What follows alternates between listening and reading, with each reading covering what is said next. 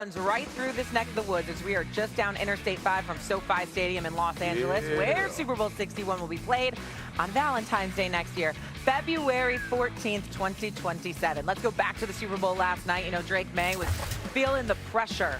Second-year quarterback was sacked 6 times throughout the game, bringing his playoff total to 21. It's the most times a quarterback was sacked in a single postseason run in NFL history. This morning on Unsportsmanlike, Chris Canty was putting a lot of the blame on this Patriots coaching staff. Listen to this. It was a miserable game from Josh McDaniels. All of the praise that he's gotten this year for the development of Drake May, and rightfully so, all of that goes out the window with that performance that he had yesterday, because he didn't give his young quarterback a chance. My God, it's just a disgusting game by Josh McDaniels. A disgusting game. You like that? What do you think, Cam? Disgusting is strong. That's strong behavior right now. But, hey, I'll say it this way. I'll give everybody a different dynamic and a different vantage point with this one. That kind of happened to me. And the thing that I'm most disappointed in Josh McDaniel is that where was the in-game adjustments? When I played in Super Bowl 50, one man wreaked havoc. Yeah. His name is Von Miller. And old boy did his big one. Unfortunately, it was with me. So for me, even going back and you start to say, hey, what was the in-game adjustments to say we can't allow 58 to take over? Well, fast forward or play back yesterday's game, the front four was so dominant. It wasn't as if they were making impact plays each and every time. You could tell it was getting to Drake May. And how do we come up with ways to protect him better? How do we come up with ways to get in a rhythm sooner? And how do we come up with ways to move the football in a game that has already identified and showed it to be? So as I'm looking back, I was having flashbacks like, okay, what's the plan? What's the plan? Is anybody going to do something? Because if you don't, the game is going to get so out of hand, it's going to be at the point of no return. They lost this game on January 27th. If anybody knows how playoffs work, the week before, all of your scouting department, they're watching both of the teams that you could play.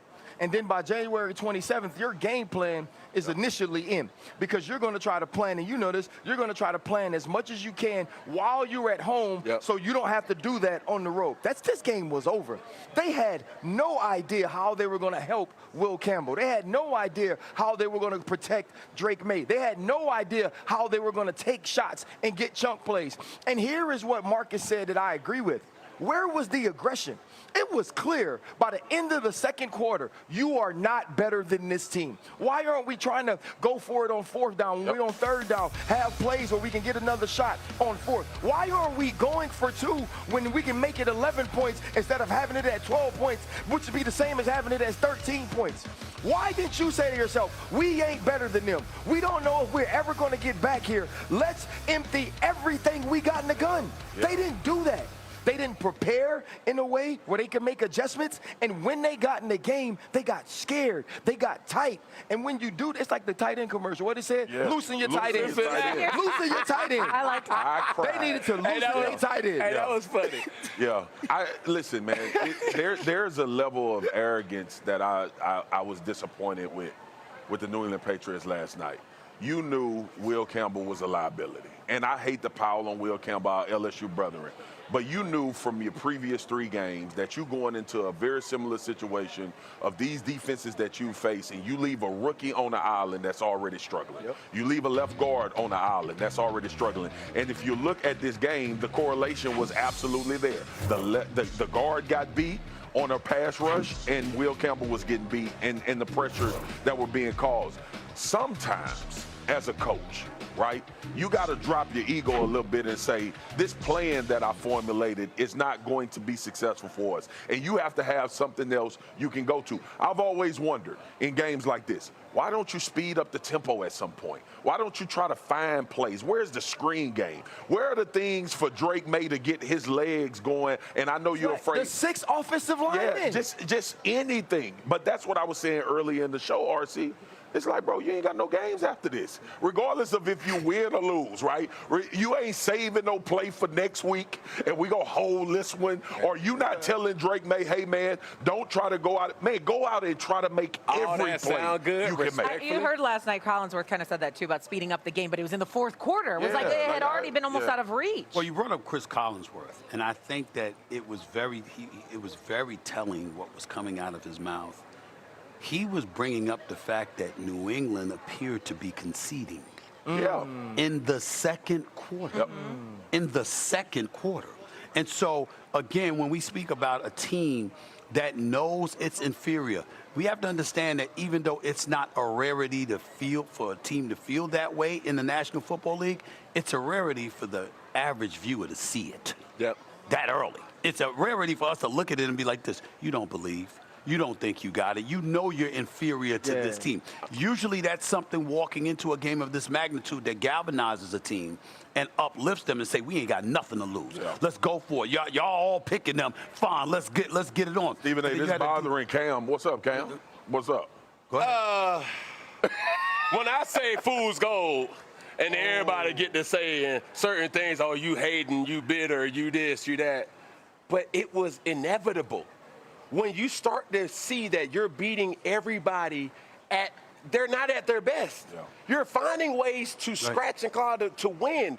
They're not at their best, bro. You're fighting little bro. You're not fighting big bro.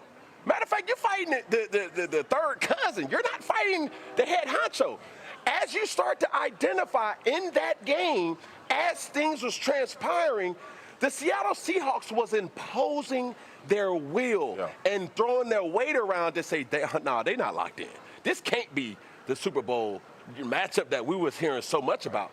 And you can keep saying the Will Campbells, you can keep mentioning Drake May, you can even keep mentioning Josh Allen. But nobody, Josh McDaniels. But nobody on the New England Patriots side of the football, coaches included, really took it personal and say, hey, this one's on me.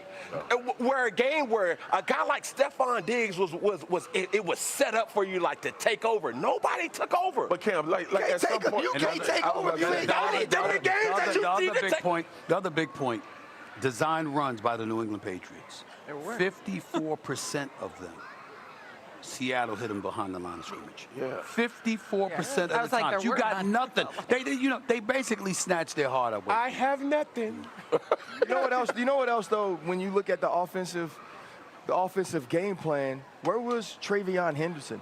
He was, in my opinion, the most explosive player on that offense.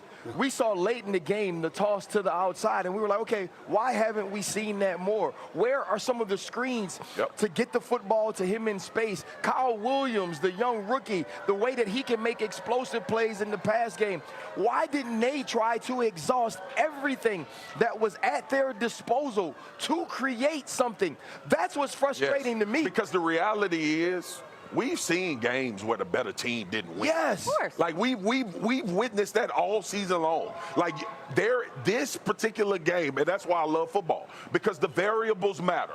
The ball bouncing in a certain direction matter. Luck matters. You got to give yourself a chance for luck, though. That's the frustration that the New England Patriots should have.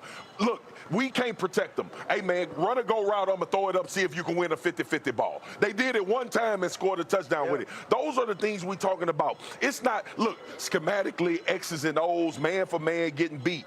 I have been on football fields, Cam, you have too, and RC, where we looked across the line of scrimmage and said, man, we better than them. But why we can't beat them? Y'all was 13-3, and the Giants can't beat y'all at your own place. And we beat them twice during the regular season. They came with a plan we weren't ready for. Here's the thing, too, man. Like, when you get to this point of the season, right, everybody talks about, well, what else are you going to do different that you haven't shown all season? Something.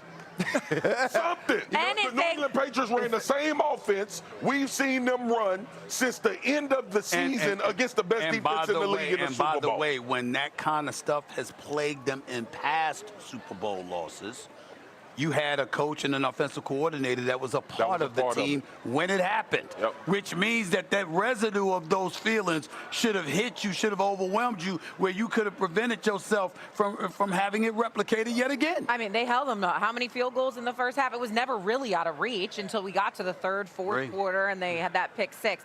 We're going to say bye to Swagoo, and I know you're going to say bye to Swagoo and be sad about it because we're not going to see him for a little bit. We're not going to see him for a little bit. That brother happier than Kawhi Leonard, to be honest. I had to do